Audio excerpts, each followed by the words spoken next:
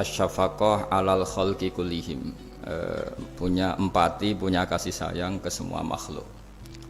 Bahwa takdir kita ada perbedaan itu ya wajar, tapi bahwa definisi itu nyata. Tadi beliau menyebut termasuk satu saudara atau satu komunitas dengan makhluk-makhluk Allah yang lain. Pernah suatu saat Nabi memuji ada seorang nakal itu, diterima tobatnya Allah karena di jalan ketemu anjing, kemudian ngasih minum anjing itu dan Allah mengampuni. Meskipun secara hukum usul fikih tidak bisa digeneralisir, misalnya kalau minumin anjing 1 surga, kalau 100 tambah surga. Nanti lupa minumin manusia gara-gara kebanyakan minumin anjing gitu. Tapi apapun itu faktanya ada cerita di hadis seperti itu. Kemudian menyangkut komunitas internasional yang beberapa diantaranya tentu beda agama, beda keyakinan. Saya mau membacakan cerita di kitab Ar-Risalah Al-Qushairiyah. Jadi saya hanya membantu referensi-referensi yang diajarkan guru-guru kita. Ar-Risalah Al-Qushairiyah adalah kitab kesayangan Mbah Maimun karena dulu mbah beliau dapat ijazah dari Said Umar Sato, kakaknya Said Abi Bakar Sato yang punya kitab I'anatul Thalibin. Dan kitab itu dibawa ke Indonesia sampai ke saya sebagai murid beliau. Di antara yang disebut dalam Ar-Risalah Al-Qushairiyah ini Thariqatu Ahlil Ilm, kitab Ar-Risalah Al-Qushairiyah itu. Saya baca nasnya ya, atau ibaratnya atau teksnya. Sami'tu ba'dal ulama yaqulu istadhafa majusiyun Ibrahim al-Khalil alaihi salam faqala bisyarti antuslima. Famarral majusiyu fa'awhallahu ta'ala ilaihi mundu khamsina sanatan nut'imuhu ala kufri falau nawaltahu lukmatan min ghairi antutalibahu bitahyiri dini. Famado Ibrahim alaihi salam ala athari hatta adrakahu wa'tadhara ilaihi fasalahu anis sabab fadhakara lahu dzalik fa aslamal majusiyu. Jadi suatu saat Nabi Ibrahim itu kan terkenal Abu Duyuf, orang yang mesti menservis tamu-tamu itu. Kita tahu dulu itu tidak ada warung, tidak ada hotel, tidak ada, ya pokoknya tidak ada mall. Sehingga kalau orang pergi itu kelaparan betul itu. Mbok orang kaya pun kelaparan karena melewati padang pasir itu. Kalau sekarang kan orang mau sowan kiai makan dulu. Karena takutnya di rumah kiai kan makan sungkan, jadi makan dulu nanti di kiainya tinggal pura-pura makan. Kalau dulu memang makan nih tamu itu wajib betul, kalau tidak ya kelaparan betul tamu itu. Sehingga cerita suatu saat di antara tamu itu berakidah, berfaham majusi. Atau beragama majusi lah gampangannya itu. Terus Nabi Ibrahim nggak mau, saya mau ngasih makan syaratnya Anda harus Islam gitu. Akhirnya orang ini putus asa kemudian meninggalkan Nabi Ibrahim. Saat orang itu meninggalkan Nabi Ibrahim, Allah memberi wahyu ke Nabi Ibrahim. Orang itu umurnya 50 tahun dan dia hidup karena tak kasih makan. Terus kata Allah, mundu khamsina sanatan nut'imuhu ala kufri. Saya yang Tuhan saja ngasih makan dia 50 tahun tanpa syarat dia harus Islam. Kamu baru dimintai makan sehari mensyaratkan Islam. Walhasil terus Nabi Ibrahim ngejar orang Majusi itu, terus monggo makan di rumah saya. Singkat cerita terus orang Majusi itu tanya, kenapa Anda berubah pikiran? Terus Nabi Ibrahim cerita bahwa beliau ditegur Allah kemudian harus melakukan itu. Jadi cerita-cerita seperti itu banyak. Dulu kita dengar para kiai sering cerita ketika seorang Yahudi rumahnya diusir Amr bin As untuk pembangunan masjid. Ketika lapor ke Sayyidina Umar, masjid itu yang mengambil tanahnya orang Yahudi harus dikembalikan ke orang Yahudi. Dulu guru-guru kita juga sering cerita Sayyidina Ali itu pedangnya dicuri sama orang Yahudi. Ketika ketemu di pasar atau di jalan, kemudian Sayyidina Ali yakin itu pedangnya, dilaporkan ke Qadhi Syurah. Setelah itu Sayyidina Ali diminta, buktinya apa? Saksinya siapa? Kalau itu pedang Anda, saksinya Hasan dan Husain. Tapi kata hakim, Said Hasan Husain itu keluarga Anda, tidak sah jadi saksi. Zaman itu Sayyidina Ali masih berargumentasi, waqad qala Rasulullah sallallahu alaihi wasallam Hasanun wa Husainun sayyida syababi ahlil jannah. Tapi kata Imam Surah, tetap standar saksi itu tidak boleh dari keluarga. Singkat cerita, qadhinya itu pakai standar hukum usul fikih, al-qaulu qaulu sahibil yad. Yang dibenarkan adalah yang sekarang megang barang itu. Ketika enggak ada saksi, al-musaddaq, yang dibenarkan al-qaulu qaulu sahibil yad, yang dibenarkan ya yang megang barang itu. Singkat cerita dimenangkan oleh orang Yahudi tadi. Setelah dimenangkan, Sayyidina Ali agak kecewa, masa seorang Amirul Mukminin sidang di pengadilan negeri kalah. Tapi orang Yahudi tadi akhirnya insaf, sadar sampai masuk Islam, sampai beliau ngendikan bihada taqumus sama wal ard, karena ini langit dan bumi berdiri karena keadilan itu. Jadi ini cerita-cerita referensi yang bisa menolong teman-teman siapapun berkomunitas internasional. Karena pikiran saya sederhana ya, al ilmu yurisul ahwal, ilmu itu melahirkan sikap. Jadi kalau kita punya referensi yang cukup tentang toleransi, insya Allah kita hidup di mana saja punya toleransi, karena toleransi itu juga ajaran agama. Di antara yang diceritakan para guru-guru kita adalah ketika Nabi mau dibunuh oleh orang namanya Daksur atau Duksur, siapa enggak tahu KTP-nya saya. Kiai-kiai kalau baca Daksur. Ketika beliau sedang santai di satu tempat, tahu-tahu ada orang yang mengambil pedangnya kemudian bilang mayyamna'uka minni ya Muhammad, sekarang Anda sama saya berdua, siapa yang bisa menghalangi kamu? Nabi dengan rileks menghentikan Allah. Kemudian si Daksur ini gemetar, pedang jatuh, kemudian diambil Nabi. Sekarang ya Daksur, mayyamna'uka minni, yang bisa menghalangi kamu siapa? Orang itu bilang la ahada, tidak siapapun.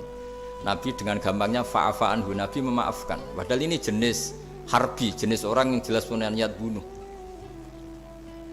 Terus artinya kita yang ngaji di pesantren, saya ngaji di Mbah Maimun, punya Bapak Kiai Nur Salim, semuanya ngajarkan bahwa di mana-mana perang kekerasan itu ya karena kita diperangin. Udina lilladzina yuqatalun, karena kita diperangi kita boleh perang.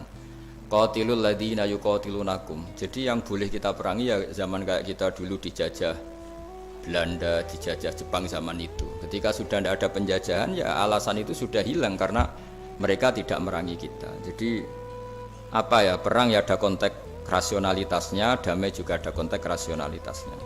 Tapi karena kita punya tradisi referensi, teman-teman yang di Jerman tak bantu, tadi ada kitab Arisala Al-Qushairiyah, terus ada beberapa cerita-cerita tadi kayak Daksur.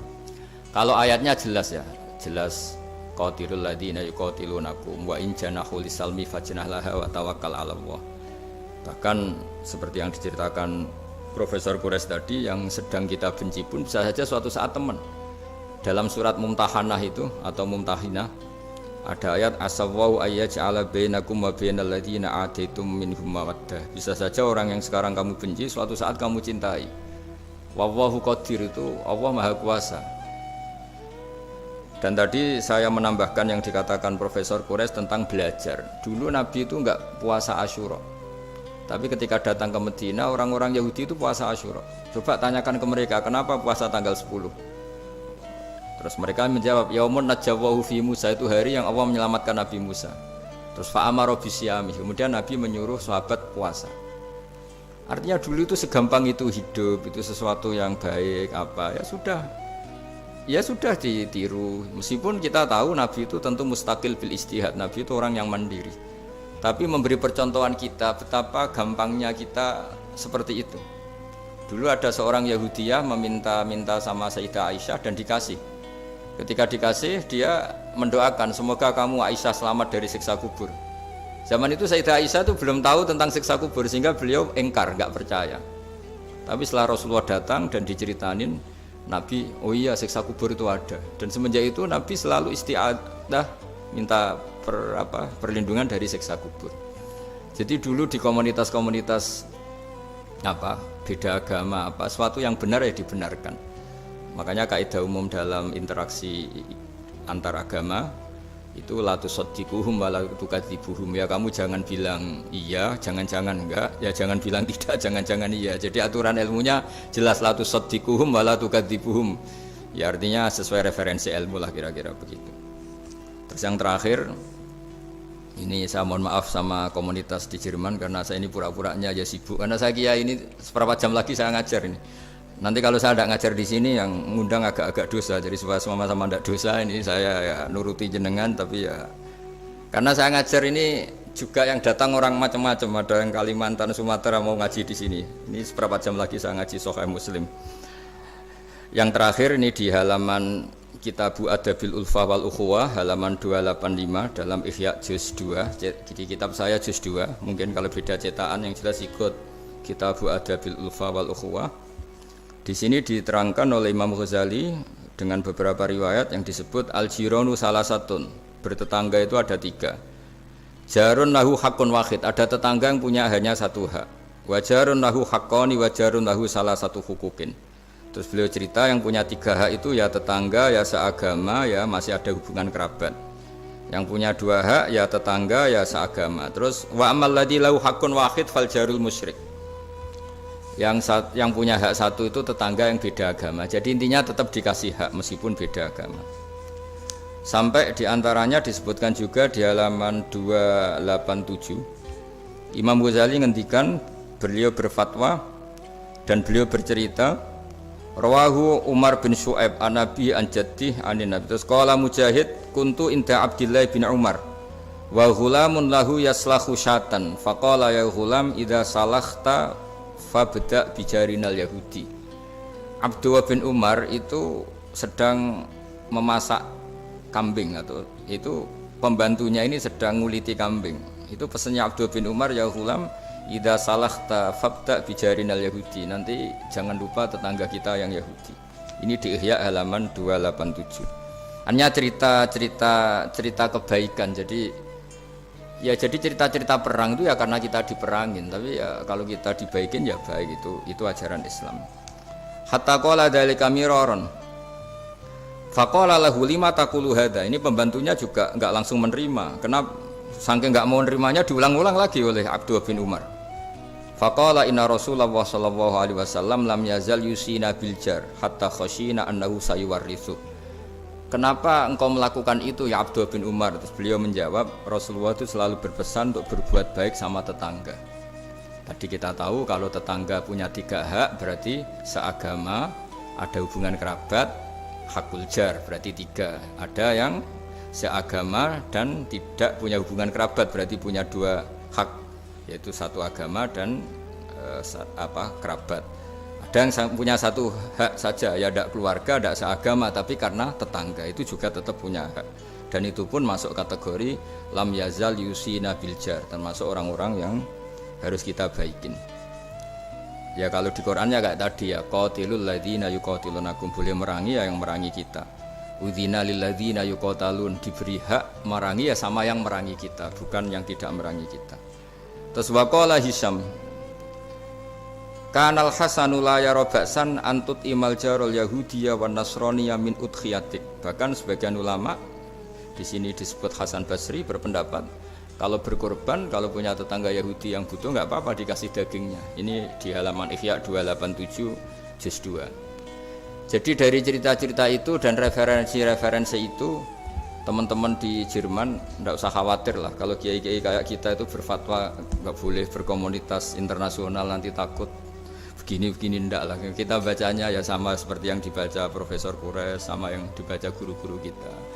Jadi itu kalau boleh dikatakan sumbangan saya lah, bahwa di kita di pesantren itu ajaran-ajarannya juga seperti itu. Dan tadi beberapa kita saya sebutkan halamannya supaya bisa dicari, supaya tidak kelihatan hoax, juga tidak bikinan saya gitu, supaya jelas itu. Dan saya mohon maaf karena nggak bisa ngikuti sampai selesai, tapi saya ngapresiasi, semoga jadi syawal yang baik, minal aidin wal faizin.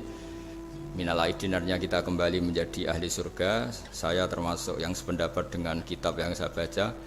Dulu kita ini ahli surga karena Nabi Adam lahirnya di surga dan diciptakan di surga. Karena satu kesalahan beliau harus kembali ke bumi. Dan setelah puasa itu selesai dan diterima, kita kembali ke ahli surga lagi. Maksud minal aidin, kita kembali lagi berstatus sebagai ahli surga. Dan itu dimulai dari saling memaafkan. Karena yang menghalangi masuk surga itu hak adami. Manusia itu kan paling kikir untuk memaafkan orang lain. Padahal kalau hak adami belum selesai itu Allah tidak mau memaafkan. Makanya syaratnya masuk surga harus kita saling memaafkan. Dengan cara seperti itu insya Allah kita minal aidin wal faizin.